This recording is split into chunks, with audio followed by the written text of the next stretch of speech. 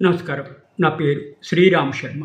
Chandigarh district consumer commission ఒక బ్యాంకుకి ఆదేశాలు ఇవ్వడం జరిగింది. 20,000 రూపాయలు నష్టపరిహారం కస్టమర్కి చెల్లించాలి అని.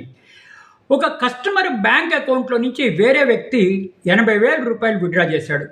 అసలు అతను కస్టమరే కాదు, కానీ దొంగతనంగా సంతకాలు ఫోర్జరీ చేసి 80,000 కాజేశాడు.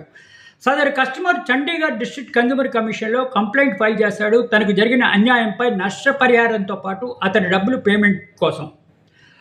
కస్టమర్ కమిషన్ ఇరుపక్షాల వాదనలు విని సాక్ష్యాలు పరిశీలించి సదరు బ్యాంకుకి ఆదేశాలు ఇచ్చాడు. బ్యాంకుదే తప్పు, ఆ కస్టమర్కి నష్టపరిహారంతో పాటు పోయిన డబ్బులు కూడా చెల్లించాలి అని తీర్పు ఇవ్వడం జరిగింది 10 రోజుల లోపలని.